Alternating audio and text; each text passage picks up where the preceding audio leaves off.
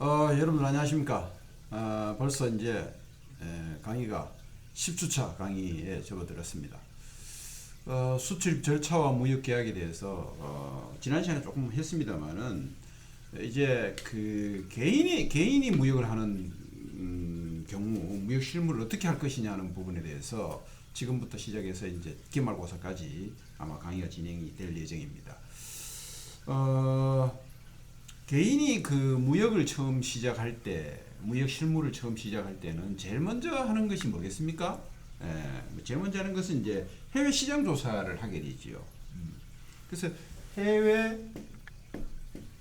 시장 조사를 하고 나면 거기에 따라서 당 계약 무역해야 될 상대가 이제 발굴되는 거잖아요. 해외 시장 조사의 목적이 뭐예요? 내 거래처를 발굴하는 것이죠. 그래서 뭘 합니까? 무역 계약을 체결하죠. 수출입 계약을 체결하게 되죠. 해외 시장 조사가 끝나면은 수출입 계약을 체결하고, 이 계약이 체결되면 이 계약을 뭐 합니까? 이행하게 되죠. 계약의 이행이라는 것은 결국은 이제 그 수출 물품의 인도가 되겠고, 또 대금의 지급이 되겠죠. 이 두 가지가 계약의 이행인데, 수출 계약을 이행할 때는 이제 그 수출입 계약을 통해서 이제 이행을 하게 되는 것이잖아요. 그러면 계약을 하면은 여기서 이제 주로 뭘 하느냐면요, 먼저 이제 수출 승인 절차를 받습니다. 승인 절차를 밟아야 되죠. 그죠? 승인이 되는지 안 되는지. 그래서 지난 시간에 이야기했던 이게 무역법이라든지 또 관세법, 뭐 이런 외환관리법, 여기 법들에 저촉되지 않는 범위 내에서 수출입을 해야 되니까요. 그러면은 이제 그 다음에 이제 또 이제 하는 일이 뭐냐면, 물론 뭐 저기 그 계약이 이루어지면은 먼저 제품 생산부터 하겠죠. 생산하는데 사실은 생산 이전에 그 이런 법들에 저촉되는 품목인가 아닌가 하는 것을 미리 뭐예요? 파악을 해야 되죠. 미리 분석을 해야 되죠. 그죠? 그렇게 되면은 이거에 따라서 뭐예요? 이제 이행을 하게 되는 거죠. 그래서 수출품을 인도하게 되는 인도. 그러면 여기에 따라서 인도라는 것은 결국은 이제 수출지에서는 통관이 진행이 되겠죠. 그죠? 통관이 진행되면은 여기 따라서 수출 승인이 사죠. 그죠? 승인이 이루어지죠. 이루어지고, 그러면 뭐 합니까? 이제 선적하게 되죠. 선적하고 나면은 이제 대금 지급 쪽에서는 대금 지급이 이루어져요. 그래서 그 계약이 종료되죠. 하나의 계약이 종료가 됩니다. 이런 과정을 우리가 공부하는 겁니다. 그죠? 지난 시간에 공부했지만. 그래서 먼저 이제 이 절차의 의미, 절차의 개요를 먼저 받고, 그다음에 이제 우리가 여기서도 해야 될 게 뭐냐면은, 해외 시장 조사가 뭐냐 그러면. 해외 시장 조사가 뭐냐 제일 먼저 해야 되는데, 이걸 조금 보면은 이게 그 구매 가능성 타진이잖아요. 가능성을 발견하는 거죠. 구매 가능성을 발견하고, 그 다음에 조사하는 거죠. 그죠? 발견하고 또 조사하는 행위. 그래서 이제 이게 다른 국가에서 이루어지기 때문에 다른 국가의 상이한 상관습, 상이한 법규, 다른 국가의 그 어떤 다른 언어, 문화, 이런 것들이 있기 때문에 조사하기가 쉽지 않죠. 쉽지 않습니다. 이게 이제 이걸 잘해야 뭡니까? 이제 무역을 진행할 때 조금 신속하고, 그 다음에 또 비교적 적은 비용으로 모든 걸 할 수가 있죠. 할 수가 있습니다. 그래서 이제 이게 처음에는 이제 이게 그 시장 조사는 직접 조사와 간접 조사가 있죠. 그래서 직접 조사는 직접 그야말로 그 뭡니까 그 해외 시장에 직접 물리적으로 직접 가서 이제 조사하는 거고, 간접 조사는 여러 개 문헌이나 또는 정보를 수집해가지고 하는데, 이거는 굉장히 거시적인 조사죠. 이건 거시적, 이건 미시적인 미시죠. 이 직접 가서 이제 그 사람을 만나는 거죠. 만나고 그 국가에 가서 직접 이제 여러 가지 활동하는 거. 간접 조사는 뭐 문헌을 통해서 문헌 정보 이런 걸 통해서 이제 하는 거고, 미시적인 것은 이제 이거는 이제 직접 방문해서 이제 조사하는 것들을 우리는 직접 조사 이렇게 이야기하죠. 그래서 요즘은 간접 조사가 굉장히 잘 돼 있어요. 이게 뭐 인터넷을 통해서 한다든지 또는 SNS도 많이 발달이 돼 있고요. 돼 있고 뭐 그다음에 뭐 여러 가지 그 인터넷에 가면 그 인터넷으로 디렉토리가 있어요. 기업이나 물건에 대한 디렉토리. 예. 디렉토리, 그죠? 디렉토리가 있어요. 그러니까 명단, 거래 대상 물품 이런 것들을 이제 그 체계화 시켜놓은 것들이 있단 말이에요. 예. 이런 걸 통해서 이제 조사를 하게 되고, 그다음에 이제 해외 시장 조사가 이루어지면 그다음에 뭘 하느냐면은 이제 소위 말해서 이제 거래처 발굴과 선정, 선정이 이 하는 목적이 거래처를 찾아내기 위한 거잖아요. 조사를 해가지고 거래처 이제 발굴과 선정이 이루어지는데, 거래처는 여러분들이 잘 아시는 대로 주로 이제 그 거래처 발굴은 이제 앞에서 이야기했는데 여기 그 간접 조사할 때 이야기했습니다만은 인터넷을 통해서 거래처를 많이 발굴합니다. 요즘은 이게 왜 이래 되느냐면요. 무역 그 업체 무역 그 사이트들이 많이 있어요. 대표적으로 이제 뭐 EC21이라든지 그다음에 EC 프라자라든지 그다음에 뭐 한국무역협회에서 한국무역협회의 사이트라든지 이런 사이트에서 소위 말해서 이제 이 안에 들어가면은 셀링 오파 또 바잉 오파 이런 것들이 품목별로 다 들어와 있습니다. 예를 들어서 자동차 부품 가운데 내 이런 부품을 팔고 싶다 그러면 팔고 싶다는 셀링 오파를 얹어 놓죠. 여기다가 이런 데다가 마치 우리가 전자상거래 들어가면 물건 이렇게 보는 것처럼 똑같이 그렇게 되어 있습니다. 그래서 제품 디렉토리, 기업체 디렉토리 쫙 다 있어요. 그래서 기업체 디렉토리별로 또 제품별로 디렉토리 다 있고, 그럼 셀링 오파, 바잉 오파, 사고 싶은 사람 내 이런 물건 사고 싶다라고 오파를 내놓는 거죠. 그러면은 그걸 보고 그걸 검색하던 그 관련 회사에서는 그런 물품을 생산하는 회사에서는 우리가 이런 물건이 있으니까 하면 어떠냐라고 바로 이제 협상이 들어가는 거죠. 그런 식으로 거래처가 발굴되는 경우가 많아요. 요즘은 다 그렇게 하죠. 네, 그렇게 하죠. 그래서 이제 셀링오파, 바이오오파를 통해서 이렇게 이제 인터넷으로 이제 하는 거죠. 그다음에 또 인터넷에 하는 게 뭐냐면은 소위말해서 이제 전자적인 뭡니까 팜플렛, 이 팜플렛을 만들어가지고 홍보, 광고 그 문구 만들어가지고 그 자체를 뭡니까 팜플렛 자체를 여기다 올리는 거죠. 이런 사이트에다 올리죠. 올려서 그렇게 이제 하기도 하고. 그래서 이게 가장 많은 방법이고, 그 다음에 이제 뭐냐면 이제 거래처를 발굴하는데 관계되는 것이 뭐냐면 이제 소위 말해서 박람회 참가. 뭐 코로나 시대는 어렵겠죠.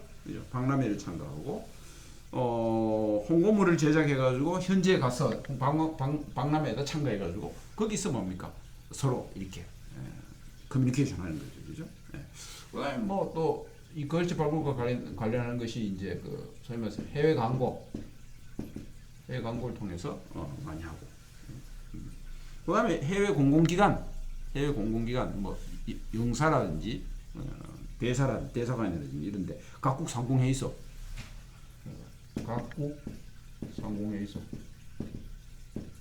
이런 데를 통해서 이제 거래처를 발굴하죠. 발굴합니다. 전시에 참여하고 직접 호텔에 가면 옐로우 페이지 칸에 이렇게 그 책들이 있어가지고 그 책에서도 또 발굴하기도 합니다. 어쨌든 이런 식으로 이제 그 발굴을 하면은 여기서 발굴이 되면은 이제 어떻게 되냐면은 여기서 이제 거래처가 발굴이 되잖아요. 이걸 통해서 발굴이 되면은 서큘 레터를 보냅니다. 레터를 발송합니다. 서큘 레터를 발송합니다. 서큘 레터는 뭐냐면은 자기 소개예요. 자기 소개. 자기 소개. 또 자기 소개라는 것은 물품 소개. 수출품 같은 거 소개하는 거. 우리 물건 이런 것이 우리 회사는 이런 회사고 우리 물건 이런 것이다. 우리 회사는 뭐 30년간 세계에서 유수한 해당 물품의 생산자로서 공급자로서 활동해 왔습니다. 그래서 이 물건을 생산해서 오랫동안 판매해 왔고 good reputation, 좋은 평판을 우리가 enjoy good reputation. 그래서 뭐 우리 업계에서는 좋은 평판을 우리가 지금까지 뭐 30년간 누려왔습니다. 이런 거 이렇게 써놓고 밑에다 뭡니까? 자기 제품의 특성이나 가격이나 이런 것들 어느 정도 이렇게 제시를 하죠. 그죠? 제시를 하죠. 그게 서큘 레터죠. 거래할 의사가 있냐라고 뭡니까? 거래하러 와라. 거래처들이 이제 리스트가 올랐으니까 10개 정도 리스트 보면 그 리스트에다 서큘 레터를 다 보내는 거죠. 또는 20개면 20개다 다 보내는 거죠. 그걸 찾아낸 게 거래처 발굴이잖아요. 찾아내가지고 그 찾아낸 거래처에 대해서 서큘 레터를 보내는 거죠. 그래서 이제 내가 니를 알게 된 경위를 먼저 쓰죠. 서큘 레터를 보내니까 레터를 쓸 때는 귀하를 내가 뭐 어느 사이트에서 어떻게 뭐 셀링 오퍼를 봤다라고 이야기하면 근거 분명하잖아요. 보고 하는 거구나. 그래서 상대를 알게 된 경위 또는 박람회 참여해서 귀하하고 뭐 이렇게 했다든지 어떻게 해서 알게 된 경위를 하고 그다음 대상 품목이나 생산량이나 또 자기 거래 실적 그다음에 자기가 거래한 은행 명칭. 우리 회사는 주로 거래 은행이 예를 들어서 뭐 하나 외환은행이다. 또는 신한은행이다. 이런 식으로 이제 하죠. 그죠? 네. 그리고 우리 회사를 알아보려면은 신용조회처는 뭐 신한은행에다가 물어보면 알 것이다. 우리 신용에 대해서는. 그렇게 이제 확실한 그 신용조회처를 알려줘야 되죠. 그러면은 거래할 때 상대의 신용을 알고 거래를 해야 될 거 아닙니까? 그죠? 그 사람이 신용조회 해보니까 30년 동안 굉장히 건실한 회사다. 또 신용도 굉장히 좋은 회사다. 이렇게 판명이 나면 어떻습니까? 이제 거래를 시작하겠죠. 그죠? 거래 조건 같은 이런 전반적인 거래에 필요한 내용들을 제시해 줍니다. 상대가 이해할 수 있게끔. 요거는 이제 주로 이제 인터넷을 물품 소개와 이런 거 하는데 이건 주로 인터넷이나 또는 이제 이메일, 전자메일 이런 것으로 이제 많이 이렇게 하죠. 그걸 통해서 많이 하죠. 자, 이렇게 해서 이제 거래 권유장 이걸 우리는 거래 권유장이라고 얘기하거든요. 거래를 권유한 데서 거래 권유장이라고 얘기하는데 이 거래 권유장이 이제 되면 그 다음에는 이제 거래 권유장을 통해서 서로 무슨 커뮤니케이션이 있을 거 아닙니까, 그죠? 그렇게 있으면 그 다음에는 뭘 하느냐면 거래 권유장이 있으면은 그 다음에는 뭐 하느냐면은 이거 너무 화살표 일하니까 이런 헷갈리겠다. 이렇게 하고 그 다음 순서 여기입니다, 그죠? 이렇게 넘어가서 보면 그다음에 이제 소위 말해서 이제 신용 조회를 합니다. 이런 거래처를 발굴하고 선정했는데 실제로 이제 그 서큘 레터를 통해서 뭐합니까? 거래처가 결정이 되는 거죠. 거래처 결정이 되니까 서큘 레터를 여러 군데 보내봤는데 그 중에 좋은 반응을 보이는 회사가 있을 거 아니에요. 기아하고 한번 거래하고 싶다. 거래 한번 해보고 싶다라고 연락이 올 거 아니에요. 그러면 그 업체에 대해서 뭐합니까? 신용조회를 하죠. 신용조회. 그 신용조회는 이게 이제 그 의사가 확인되면 서큘 레터를 하고 인콰이리 하고 뭐합니까? 서로 막 주고받죠. 그래서 여기서 이제 서큘 레터하고 거래처 선정한테 인콰이리 하는 것도 보내요. 인콰이리 이런 거 보내가지고 서로 서큘 레터 인콰이리를 주고받죠. 주고받아가지고 다 주고받다가 이제 이 거래처 선정이 되는 결정이 되는 거죠. 그러면 이제 그 결정된 거래처에 대해서 뭘 해요? 신용조회를 신용조회. 거래 의사가 확실하면은 이제 신용조회를 하는데 이게 뭐냐면 이제 소위 지급 능력을 보는 거죠. 지급 능력을 보는 거죠. 또 뭐 어느 정도의 그 신용을 갖고 있는지에 대해서는 신용조사를 하게 되죠. 그죠? 특히 이제 뭐 무신용장 거래를 할 경우에는 신용장 없이 거래할 경우에는 철저히 해야 돼요. 신용조회를. 그 내용은 이제 뭐 소위 말해서 그 신용조회 내용은 뭐 3CS 또는 4CS를 중심으로 이야기를 합니다. 세 가지의 C자가 들어가는 건데 주로 이제 이 세 가지 캐릭터, 성실성, 특성, 그 회사가 어느 정도 성실성이 있느냐 이런 거 그런 게 보는 게 캐릭터죠, 그죠? 그다음 캐피탈은 자본 능력이 얼마나 되느냐 보는 거죠. 그다음에 캐퍼시티, 캐파라고 이야기하죠. 그래서 이제 캐퍼시티는 주로 영업 능력, 뭐 매출 능력, 영업권 이런 것도 있고, 그다음에 뭐 한 개 더 한다면은 컨디션은 이제 뭐 그 거래와 관련된 여러 가지 조건들, 그렇죠? 그런 조건들을 보는 것이 이제 컨디션. 주로 세 가지를 많이 하죠. 근데 이건 어디에서 주로 어디서 하느냐면은 이거는 주로 이제 은행에서 많이 하고요. 그다음에 이제 상공회의소 물어보면 압니다. 상공회의소, 은행. 또 그다음에 동업자, 상대국의 동업자들이 제일 잘 알죠. 사실상은. 근데 동업자를 잘 모르니까 이제 은행이나 이제 상공회의소. 그다음에 나아가서는 이제 민간 그 신용조사를 해주는 민간 기관들이 있어요. 그런 기관들에게 의뢰해서 그건 좀 돈이 많이 들겠죠, 그죠? 그거는 전문적인 지식을 어드바이스 해주는 거니까. 그리고 이제 무역보험공사라고 있어요. 무역보험 드는 공사가 있어요. 무역보험을 활용하는 기업들은 그 보험을 활용하기 위해서 기업체 정보를 다 보험회사에 다 내야 되거든요. 그러므로 무역보험공사 같은 경우, 무역보험공사 같은 경우에는 굉장히 많은 신용 정보를 갖고 있어요. 그래서 무역보험을 드는 기업들은 그 신용조사를 거기 의뢰하면은 굉장히 많은 정보, 확실한 정보를 얻을 수가 있죠. 네. 자, 이제 이렇게 해서 이제 신용조회가 합격이 되면 어떻게 됩니까? 이제 거래를 해야 되잖아요, 그죠? 그러면 여기 뭐가 오고 갑니까? 이제 여기 서신 교환이 이루어집니다. 네. 이건 거래 서신이죠.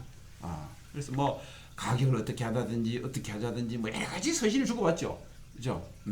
이 상태에서 인콰이리를 줄 수도 있습니다, 그죠? 뭐 오파를 하는 거죠. 청약을 하는 거죠. 이거 하고 싶다. 뭐 여러 가지로 이제 둘이 의견 교환을 하다가 어느 정도 거래 합의가 있으면, 거래 의사가 있다. 그러면은 이 거래 합의를 중심으로 일반 무역 조건 협정서를 만듭니다. 이거를 생략할 수도 있어요. 이거 안 만들고 바로 뭐 계약할 수도 있는데 보통 일반 무역 조건 협정서를 만들어요. 만들면은 쉬운 게 뭐냐면은 규모가 큰 거래의 경우는 이거 만듭니다. 그리고 또 여러 번 거래를 해야 될 경우는 이거 만들어요. 한 번 계약하는데 이거 만들지 않은 경우가 많고, 소액의 경우에 이거 하지 않습니다. 안 하는데 보통 이제 좀 규모가 크고 거래가 여러 번 이루어질 경우에는 이런 걸 만들어 놓으면은 전체 거래에 뭐가 됩니까? 하나의 원칙, 이 거래 원칙입니다. 거래 원칙. 법적인 구성력은 없어요. 협정만 해놓는 거예요. MOU 같은 거예요. 그래서 해놓으면은 우리가 거래할 때 거래를 한다면은 이 원칙에 의해서 우리가 둘이 합의해놓은 이 원칙을 기조로 해가지고 거래를 하자라고 만들어 놓은 일반 무역 조건 협정서예요. 예. 그래서 이거 되면은 이제 서로 매매 의사가 있는 게 확인되는 거거든요. 예. 이거는 그 협정서 같은 거기 때문에 이거는 이 협정서는 법적 구성력이 없어요. 법적 구성력이 없습니다. 아직도는 일반적으로 협정서는 협정서이기 때문에 아직도 없습니다. 뭐 여기에는 이 거래 원칙에는 무역 계약의 중요 내용 포함됩니다. 다 포함하고 있습니다. 사실은 뭐 이게 계약서로 가는 거죠. 이게 결국은 계약서로 가. 여기서 이게 법적 효과를 지니려면 이제 계약서가 되는 거죠. 계약서가 되는 거죠. 자, 그러면 이게 계약서를 지닌, 법적 효과를 지닌 계약서가 되려면 어떻게 해야 되냐면요. 이걸 가지고 이걸 근거로 해서 서로 청약과 승낙이 있어야 돼. 거래 청약과 승낙이 있어야 돼. 예. 그래서 이 청약과 승낙을 통해서 그래 이런 가격과 이런 조건으로 일반 무역 조건 협정서에 있는 이런 내용과 조건으로 여기다가 또 이런 것도 보태가지고 이렇게 좀 디테일하게 좀 그 규정을 하면서 청약을 한다, 거래하기를 원한다라고 하면 승낙한 사람이 오케이, 그건 네 조건 돼서 내 승낙한다고 서로 사인하면 뭐가 됩니까? 계약서가 됩니다. 계약서가 됩니다. 그러면 계약서가 되면 법 효과가, 법적 효과가 있어요. 계약서가 이루어졌을 때는 뭡니까? 법적 효과가 있기 때문에 이걸 어기면 안 됩니다. 어기면 안 돼요. 네. 그래서 이제 이렇게 해서 이제 계약이 체결되는 거죠. 계약이 체결되는 거죠. 그래서 이제 여기서는 셀러와 바이어가 어떻게 됩니까? 바이어가 사이에 계약서가 체결, 계약서. 이 계약서가 존재합니다. 계약서가 존재합니다. 그래서 계약이 체결되면은 이제 그 이행에 들어가잖아요, 그죠? 예. 그래서 그 계약이 체결되면 그럼 어떻게 이행이 되냐 하는 부분에 대해서 지금부터 이제 조금 이 설명이 길어지기 때문에 이 부분을 설명을 좀 하겠습니다. 계약이 체결됐잖아요. 체결되면 그 다음 이제 이행에 들어가는 전반적인 내용을 한번 이야기를 하고 계약에 대해서 구체적으로 또 이야기를 하겠습니다. 자, 여러분들 지금 셀러하고 바이어하고 계약이 체결됐잖아요. 이게 우리는 계약이 성립이라고 이야기하거든요. 계약이 성립됐어요. 계약이 성립됐다는 이야기는 무슨 이야기입니까?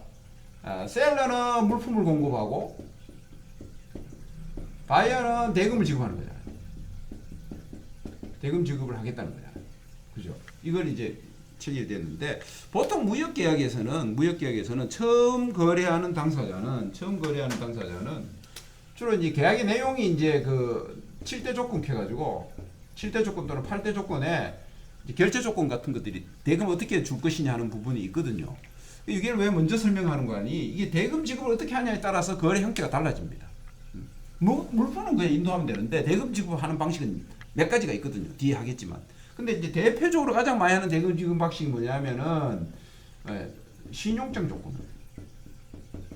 신용장 방식으로 대금 결제를 하는 것으로 주로 이제 계약을 많이 합니다.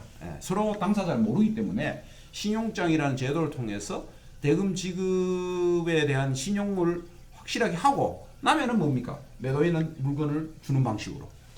이렇게 이제 계약을 많이 체결하거든요. 그러면 이제 그게 이제 신용장 거래 방식인데 신용장 거래 방식은 이제 이게 신용장 방식으로 대금 결제하기로 했다라는 것이 계약이 가장 많기 때문에 이 경우에는 제일 먼저 매수인이 뭐 해야 되느냐면 이행할 때 뭘 해야 되냐면은 신용장을 개설해야 됩니다. 신용장을 개설해야 돼요. 이게 개설이 돼야 이제 거래가 이행이 시작이 되는 거예요. 신용장 개설이라는 건 뭐냐면은 자기 그 매수인이 자기 거래은행이 있어요.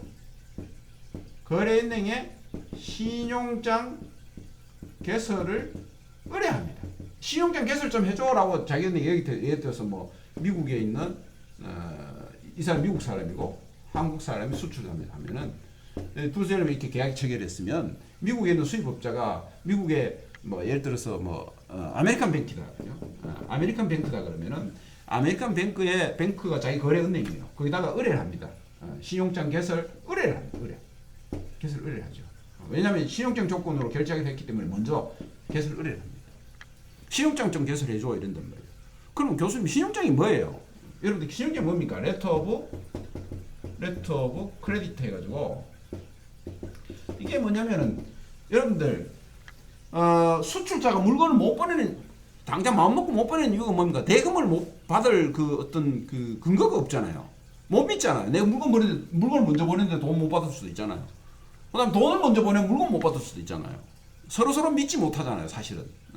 그래서 누굴 개입시키는 겁니까? 은행을 개입시키는 거예요. 그냥 신용도에 있는 은행을 중간에 개입을 시키는 거예요. 은행을 개입시켜가지고 신용장 개설 의뢰를 하면은 이 은행은 자기 신용으로 수출자에게 대금 지급을 약속해 줍니다. 누가 해줘요? 은행이 해줘요, 은행이. 누구 의뢰를 받아가지고, 매수인 의뢰를 받아가지고, 매수인의 거래 은행이 대금 지급 약속해 줍니다. 이 물건 보내주면 대금 지급 약속은 내가 할게. 그 대신에 뭡니까? 여러분, 신용장 발행 의뢰를 할 때는 이 담보를 제공합니다. 나중에 물건한데 돈 안 주면 이 담보 니 가져가라는 얘기지. 그렇게 담보를 갖고 개설하니까 신용장 대금 지급 약속하니까 뭐 은행은 위험하지 않죠. 담보를 받고 대금 만약에 나중에 매수인이 이 수입업자가 물건이 넘어왔는데도 은행에 돈을 안 갚으면은 서류가 넘어왔는데도 돈 안 갚으면 은행은 담보 처분 나쁘면 자기 대금 지급했는 거 다 확보가 되니까. 그죠? 예.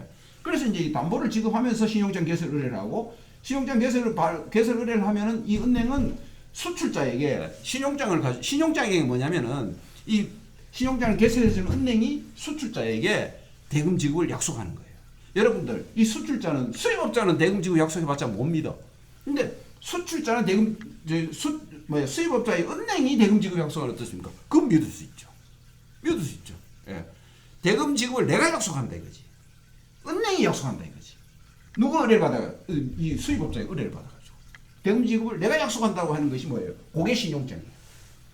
그래서 신용장 발행은행이 수출자에게 대금 지급을 약속하는 것. 그게 뭐예요? 그게 신용장이에요. 자, 그러면은 크레딧 리스크가 없어졌죠. 신용위험이 없어졌죠. 수출자 입장에서는. 은행이 대금 지급하겠다니까.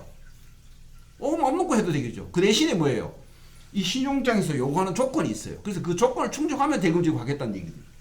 그래서 이제 이 신용장이라는 것은 신용장 발행은행. 이 발행은행이 누구지요? 이 수입업자가 발행을 의뢰하는 거예요. 그 수입업자가 발행을 의뢰하는 그 발행은행이 발행은행의 조건부 대금 지급 약속이에요. 그게 조건이 충족되면 대금 지급을 해주겠다고 약속하는 게 뭐예요? 그게 신용장이에요. 그럼 대금 지급 약속을 누가 한다 그랬어요? 신용장 발행은행. 그래서 이 의뢰를 받아가지고 이런 조건을 붙여서 이 사람에게 수출자에게 뭡니까? 이 조건대로 하면은 대금 지급해줄게라고 약속하는 게 이게 신용장이에요. 그럼 여러분 여기서 뭐가 중요하겠어요? 무슨 조건이냐 하는 게 중요한 거잖아요. 그럼 무슨 조건이겠어요? 어떤 조건으로 이거를 대금 지급한다 하겠어요? 물건을 잘 보내는 조건이겠지. 그죠? 근데 이제 물건을 잘 보내놓고 하려면은 어떻게 해야 되느냐는 얘기죠. 예. 그래서 이제 물건을 잘 보내려면은 잘 보내게 해주려면은 이제 물건을 보내면은요, 무역은 서류가 생겨요. 예를 들어서 내가 한국 셀러가 미국에 물건을 보내야 하잖아요. 그러니까 물건을 보낼 때 선박에 물건을 싣잖아요. 물건 보내도 컨테이너에 싣잖아요. 실으면은 선박에 싣는 그 선박 회사가 수출자가 그 실은 물건을 확인하고 그 물건이 정확한 물건인지를 확인하고 신용장에서 요구하는 정확한 물건인지를 확인하고 뭘 줘요? 운송장을 줘요. 운송장. 네가 우리 선박 회사가 수출자의 물건을 받아서 운송할 때는 수출자 물건을 받아가지고 검수를 해보고 이상 없는 물건이면은 운송회사가 운송장을 수출자에게 줘요. 누구에게 줘? 운송회사가 수출자에게 운송장을 줘. 이걸 좀 선화증거이라고 이야기하죠. 선박이 실리면 선화증거입니다. 선화증거를 줘. 누가 발행해줘? 운송회사가 수출자에게 발행해줘. 물건이 실으면 물품을 선박에 무사히 실으면은 운송장 선화증거를 발행해줘. 그 다음에 수출자는 또 이 물건이 무사히 가야 되잖아. 가려면 중간에 사고가 나면 큰일 나잖아요. 그래서 이제 보험에 들어. 그 보험회사하고 보험 계약을 해가지고 무사히 가도록 보험 증권을 받아. 보험에 들어가지고 보험 증권을 받아. 그죠? 선화증권, 보험 증권 받았죠. 그죠? 그리고 수출자는 자기 물건에 대한 청구서를 발행해야 되잖아요. 그래서 내 물건 이러이러한 물건 단가 한 개가 예를 들어서 10,000불이면 10,000불인데 1,000개를 보낸다. 그러므로 1,000,000불이다.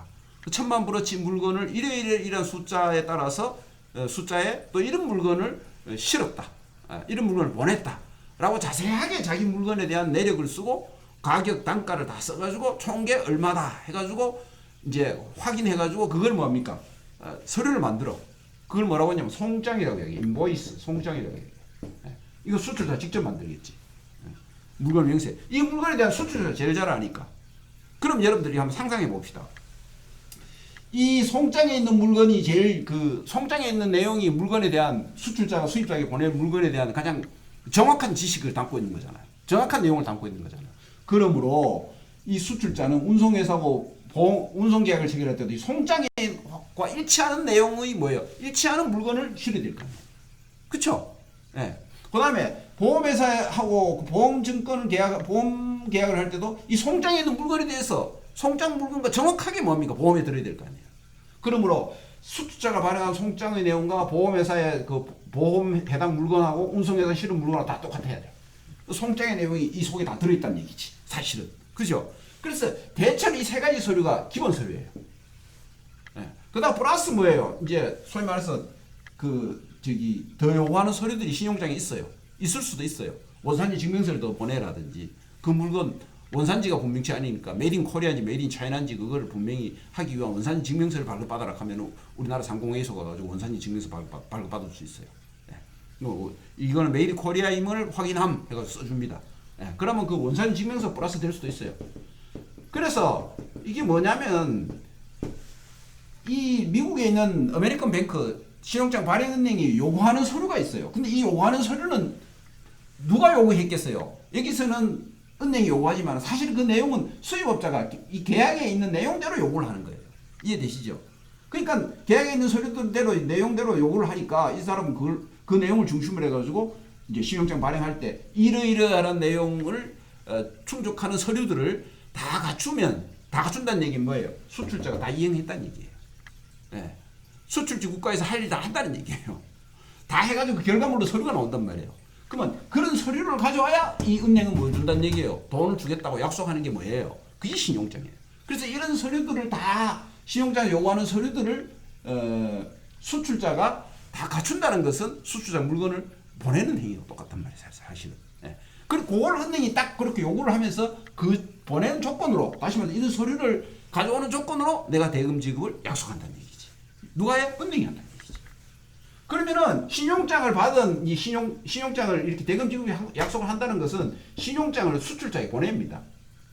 보내갖고 이제 이 신용장을 보고 이걸 하는 거거든요. 이 신용장의 내용은 무슨 내용과 같겠어요? 매매 계약에 있는 내용과 같습니다. 사실은. 그죠? 네. 그렇게 해서 보내면은 이 신용장을 받은 수출자는 이 신용장을 보고 이렇게 서류 다 만들죠. 만들어가지고 이 서류를 뭡니까? 이 은행에 제시하죠. 내 이 서류 다 만들었다. 만들었다는 얘기는 뭐예요? 물건을 운송수단 회사에 다 해가지고 선박에 실었고, 그 다음에 보험 들어가 보험 다 들었고, 그 다음에 그 물건의 명세서까지 내가 다 가격까지 작성했고, 당신이 원하는 원산 증명서도 했고, 당신이 원하는 우선 서류도 했고, 다 했다. 다 해가지고 은행에 가지고 준단 말이에요. 그러면 그 은행은 이걸 검사해. 내가 진짜 신용장에서 요구하는 서류가 맞나 안 맞나 다 검사해. 검사해. 맞네. 그럼 뭐 줘야 돼? 뭐 준다고 약속했어요? 대금 준다고 약속했잖아. 그러면은 이 서류를 받고 은행은 뭐예요? 수출자에게 돈을 주는 거예요. 그러면은 서류 받고 대금 지급하죠. 그죠? 대금 지급하면 이 서류는 누구에게 갑니까? 다시 수입업자에게 가는 것이. 네. 수입업자에게 서류를 보내주고 그리고 대금을 상환받죠. 대금 상환받죠. 그러면은 이 수입업자는 이 서류를 가지고 뭐 하겠습니까? 이제 서류가 먼저 오겠죠, 보통. 그죠? 서류 먼저 와 있으면은 물건이 이제 운송돼 가지고 이제 미국에 도착했어. 미국 윤역에 도착했어. 도착하면 뭐 합니까? 그 서류를 가지고 선박회사에 가져가면은 물건을 줍니다. 그죠? 예, 그러면은 이제 거래 끝나는 거잖아요. 그럼 다 받았잖아요. 대금 잘 받았고. 그리고 수입업자는 돈 다 줬고. 그죠? 예. 이런 메커니즘을 가진 게 신용장이에요. 자, 여러분들 이렇게 신용장을 발행하지 이런 식으로 운송도 끝나고 보험도 끝나고 보험도 다 하고 그다음에 대금도 지급 다 했죠. 이걸 갖다가 뭐라고 이야기합니까? 전체를 이행이라고 얘기해요. 네, 이행이라고 해요. 그래서 계약이 체결되면 아까 뭐 한다 그랬습니까? 계약이 체결되면은 계약서에 계약이 체결되면은 이행하잖아요. 이행. 계약을 이행해야 될 거예요. 퍼포먼스 해야 되잖아요. 이게 뭐예요? 이게 이행의 내용이란 말이에요. 전체 이행의 내용이란 말이에요. 그럼 아무 문제 없으면 이행이 종료되는 게 계약이 종료되면 끝나는 거지. 이렇게 이행의 과정이 지나갑니다. 이해되십니까? 뒤에 가면 또 합니다. 그때 또 할 테니까 이 메커니즘은 여러분 이해해놔야 돼요. 나중에 무역실무 가면은요 이걸 뼈대리해서 공부를 합니다. 다 하기 때문에 무역실무의 기초입니다. 이게 가장 기초. 이 과정을 여러분들이 이해를 하고 있어야 무역 실무에 들어가면은 이해가 잘 됩니다. 이해가 잘 돼. 그렇기 때문에 내가 그 통상 이해할 때 이거를 이 과정을 지금 설명 한번 하면은 이해가 될똥 말똥 그럴 수도 있어요. 물론 뭐 좀 완벽하게 이해되는 사람도 있고. 근데 이해가 조금 덜 되더라도 넘어가면 뒤에 가면 또 해야 됩니다. 이 내용을 계속 이 내용을 이야기해야 돼요. 이야기해야 돼요. 이게 무역 실무의 흐름에 뭐예요? 중요한 줄기예요. 줄기. 계약을 체결하고 신용장에 의해서 신용장이 발행되고 그다음에 그 신용장에 의해서 운송과 보험이 이루어지고, 그죠? 수출적 운송과 보험을 하고, 그게 다 해요. 그렇게 하면은 계약이 종료됩니다. 그죠? 그리고 대금 지급 결제가 이루어지고, 그럼 계약이 다 되는 거예요. 그것을 하나하나 떼서 배우는 거죠. 그래서 여러분들이 계약을 체결하는 내용에 대해서는 무역 계약론 해가지고 여러분 선배들 지금 내한테 강의 듣고 있습니다. 그 내용을 2학년 되면 듣습니다. 계약론 듣죠. 그 다음에 이제 2학년 1학기 때는 무역 실무를 하고, 그 다음에 무역 계약론 하죠. 그 다음에 뭐 합니까? 여러분들 여기 뭐 있습니까? 신용장. 다시 말해서 무역 결제. 신용장에 관한 것은 주로 신용장에 관한 내용입니다. 무역 결제론 배우고, 그 다음에 이제 무역 보험론 배워요. 보험론 배우잖아요. 나중에 여러분 배웁니다. 그 다음에 이제 무역 운송론 배우잖아요. 이게 이제 3학년 4학년 과목들, 이게 3학년 4학년 과목들의 제목입니다. 여러분들. 과목의 이름이에요. 2학년 3학년 4학년 전문 과목의 이름이에요. 이와 관련된 다른 여러 가지 과목들이 부수로 더 따라오죠. 뭐 무역 영어라든지, 그죠? 무역 영어라든지 또 저기 그 FTA 실무 같은 것도 따라올 수 있는 거고, 그다음에 관세법 아까 어디 했죠? 아까 했구나. 관세법, 대무역법 이런 것도 공부를 해야 되고, WTO에 관한 내용도 공부를 해야 되고, 그죠? 그런 내용들이 다 우러져 가지고 무역 실무가 되는 거예요. 되는 거예요. 자, 그럼 이렇게 하고, 자 이제 구체적으로 그러면 우리가 무역 계약부터 한번 보겠습니다. 무역 계약부터 보겠습니다. 자, 이렇게 전체로 흘러가는데 첫 번째가 뭐예요? 해외 시장 조사가 끝나서 무역 계약이 체결되는 거예요, 결국은. 그래서 무역 계약을 좀 보겠습니다.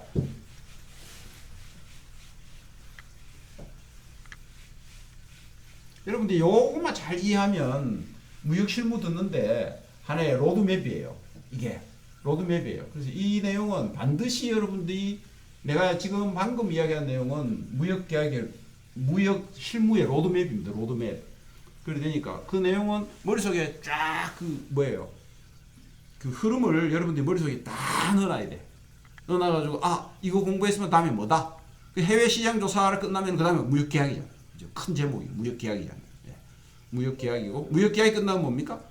이제 그 다음에 결제, 다시 말해서 뭐 신용장, 결제. 그다음 결제가 끝나면 운송, 그 다음에 보험. 물론 뭐 운송, 보험, 결제를 뒤에 나는 책도 있습니다. 그런 내용도 있지만 나는 그 결제가 먼저 그 신용장이 먼저 이루어져야 뭡니까? 다음 이행이 이루어지니까 결제부터 먼저를 하겠습니다. 그래 하면 여러분들 이번 학기 강의 끝납니다. 계약하고, 그 다음에 운송, 결제하고, 운송하고, 보험. 이렇게 하면은 이행까지 다 되니까 이번 학기 끝납니다. 그리고 이제 문제가 생겨가지고 계약을 위반했을 때 어떻게 처리할 것이냐 문제까지 하면은 완전히 다 끝납니다. 그래서 한 4-5가지의 내용을 계속 앞으로 공부를 하게 될 건데, 자, 그 5가지 내용 중에 첫 번째가 뭐예요? 수집 절차가 안 돼서 보면은 무역계약이 제일 먼저잖아요. 무역계약. 해외시장 조사 끝나면 바로 뭐가 되죠? 무역계약입니다. 그래서 이번 주는 무역계약이 이제 주된 내용이 되겠죠. 그죠? 무역계약이 주된 내용이 됩니다. 자, 여러분들. 일반 무역 조건 협정서가 되면은, 아까 설명했죠? 무역계약은 일반 무역 조건 협정서가 만들어지면, 이게 만들어지면은 이거에 근거해서 누군가가 청약을 합니다. 야, 이대로 거래하자. 이대로 거래하자라고 누군가가 뭐예요? 청약을 해요. 뭐 그게 뭐 수입자가 하든 수출자가 하든 누군가 청약을 해요. 청약을 하면 다른 사람이 승낙합니다. 그죠? 그러면은 뭐가 생깁니까? 계약이 성립됩니다. 그러면은 무역 계약이 존재하는 거지. 무역 계약이 존재하는 거죠. 무역 계약이 존재하죠. 자, 무역 계약은 그러면은 어떻게 생기면 이렇게 체결되는데, 여러분들 계약론 가면은 여러분들 그냥 여기서 협정서는 법적 효력이 없다고 했잖아요. 효력이 없는데 이 내용을 청약이나 승낙의 과정을 거쳐서 계약이 성립되는 법적 효력이 생겨요. 법적 효력이 없다는 얘기는 뭔 얘기예요? 이 조건 협정대로 안 해도 아무런 제재가 없습니다. 그러나 청약 승낙이 거치고 나면은 그 계약서의 내용대로 안 하면 어떻게 됩니까? 상대로부터 손해배상 청구를 받거나 소송을 당합니다. 그렇기 때문에 계약을 체결하기 전에 뭐 협정서 이렇게 쓰고 이런 거는 그건 아직 MOU니까 서로 안 해도 아무런 문제가 없어요. 이행하지도 할 필요도 없어요. 하더라고 합의는 했으니까 하겠지만 법적으로 갔을 때 협정서에 있는 내용 가지고 법으로 아무런 문제가 없어요. 근데 이제 청약하고 승낙이 이루어진 후부터는 어떻게 됩니까? 그건 계약이 성립됐기 때문에 거기는 어느 한쪽도 그 계약서의 내용대로 하지 않으면 어떻게 됩니까? 법적 제재를 받게 됩니다. 법적 제재라는 것은 그 손해배상을 해줘야 돼요. 내가 청약 승낙에 계약 성립 다 했어요. 그래가지고 서로 10만 불어치 계약해서 하기로 했는데 수입업자가 내 그 10,000불 수입 안 하겠다. 내 이 계약 못 하겠다. 이러면 어떻게 됩니까? 그로 인해서 수출자에게 안 하겠다고 계약을 체결해 놔놓고 안 하겠다 했기 때문에 수출자는 그러면은 손해배상해라. 내가 당신하고 계약했기 때문에 그걸 하기 위해서 준비하기 위해서 내가 이러이러한 과정을 거쳐 이런 물건도 사고 이런 준비도 했는데 그거 다 못 쓰게 됐으니 그러면은 이제 그 손해배상을 해라. 그거에다가 이제 뭐 시간이라든지 심리적인 것 이런 것도 다 포함해가지고 예를 들어 10만 불 거래인데 5만 불 손해배상해라라고 요청을 합니다. 그러면은 수입업자가 내가 못 준다 그러면은 이제 법으로 가는 거죠. 예. 그러니까 여러분들 여태부터 그게 법적 효력이라는 거죠. 법적 효력. 예. 자 그러면은 이 무역계약은 그럼 또 어떤 내용을 담고 있느냐? 내용이 중요하잖아요. 계약의 성격은 법적 효력이 있다고 내가 설명을 했고 어떤 내용을 담고 있느냐는 얘기죠. 그죠? 어떤 내용을 담고 있느냐. 그래서 주로 이제 무역계약의 7대 조건이다. 7대 조건이라고 해요. 무역계약서 안에 들어가야 될 7가지 내용이 있습니다. 7가지 내용이 있습니다. 네. 그래서 이걸 좀 해야 되는데 먼저 이제 가장 많이 언급되는 게 이제 7대 조건 중에 첫 번째가 이제 품질 조건입니다. 품질 조건은 우리가 거래할 물품의 품질에 대해서 규정을 해야 돼요. 품질 조건은 품질 규정입니다. 거래 대상 제품의 품질 규정이에요. 품질 어떻게 규정할 것이냐는 것이죠. 주로 이제 뭐 품질 할 때는 자파 같은 경우에는 sales by sample입니다. 자, 내가 예를 들어서 이 마카를 10,000개를 수출하고 싶어. 그래서 여기 지금 보면은 화이트보드 마커 이죠, 그죠? 모나미 화이트보드 마커에 이 10,000개를 수출해. 근데 딱 요거예요, 요거. 그럼 어떻게 합니까? 요거를 수출하고 싶으면 요걸 계약을 하면 요 샘플을 보냅니다. 상대에게. 샘플을 보내가지고 샘플을 보낼 때 예를 들어서 똑같은 게 없나? 여기 있네. 이거 두 개를 이제 해가지고 샘플을 보낼 때 두 개를 그 관인 찍듯이 두 개가 같은 제품이라는 것을 표시하는 어떤 그 만들어가지고 이렇게 뭐 표시를 해놓고 한 개를 그쪽에 보냅니다. 보내가지고 이게 품질 기준이에요. 바로 내 보내는 게 품질 기준이 요거다는 얘기지. 요 품질을 한다는 얘기지. 예, 그게 sales by sample입니다. 그 샘플을 보내가지고 그게 품질 조건이 그 기준이 되는 거. 그걸 sales by sample이라고 이야기하고, 그 다음에 sales by specification 있어요. sales by